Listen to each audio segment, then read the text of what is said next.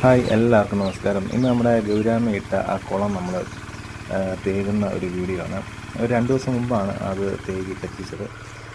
രാവിലെ ഒരു 9:30 കൂടിയ തേകൽ പരിപാടികൾ നമ്മൾ അവസാനിപ്പിച്ചപ്പോൾ ഒരു 6:30 മണിയായി. നല്ല രീതിയിൽ തന്നെ വെള്ളമുണ്ടായിരുന്നു. ഒരു 4.5 HP മോട്ടർ, ഡീസൽ മോട്ടർ വെച്ചിട്ടാണ് നമ്മളത് പറ്റിക്കാനുള്ള ശ്രമം നടത്തിയത്. ഏകദേശം ഒരു 6 പേരോളം പണിക്കാരുണ്ടായിരുന്നു. ബംഗാളികൾ 2 പേരുണ്ടായിരുന്നു, മലയാളികൾ. നല്ല രീതിയിൽ തന്നെ വെള്ളം ഉണ്ടായിരുന്നു നമ്മുടെ കുളത്തിൽ. അപ്പം അത് തേകുന്ന ഒരു വീഡിയോ ആണിത്.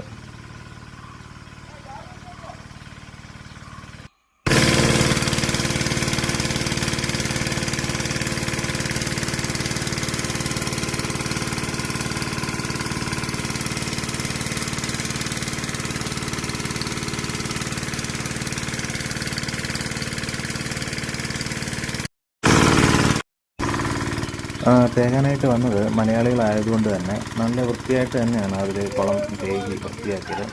ആദ്യം തന്നെ ചൂല് കൊണ്ടടിച്ച് വശങ്ങളിലെ കരിയിലൊക്കെ ഉണ്ടായിരുന്ന പായലുകളൊക്കെ ചൂല് കൊണ്ടടിച്ച് അവർ തൂത്ത് നല്ല രീതിയിൽ വൃത്തിയാക്കിയതിന് ശേഷമാണ് അവർ കുളത്തിലിറങ്ങിയത്.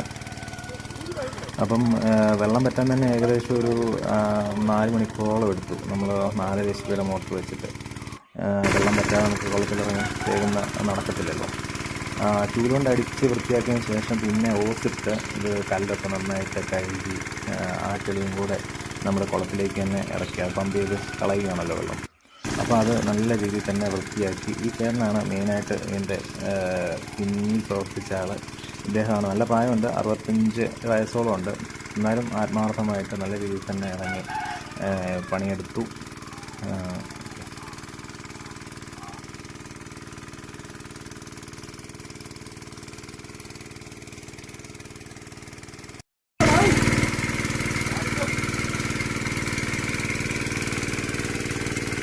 വെള്ളം ഏകദേശം അടിയിൽ ചെന്നപ്പോഴാണ് അദ്ദേഹം ഇറങ്ങി കുളത്തിലിറങ്ങിയത്.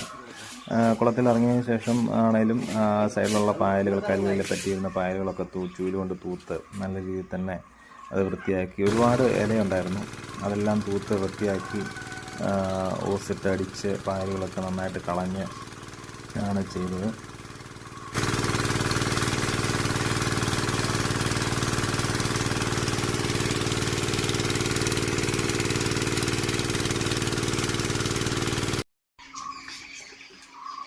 അങ്ങേരത്തോട് നീക്കേ അത് അമ്മയോട് കിടക്കുന്ന എല്ലാവരും വാരേ.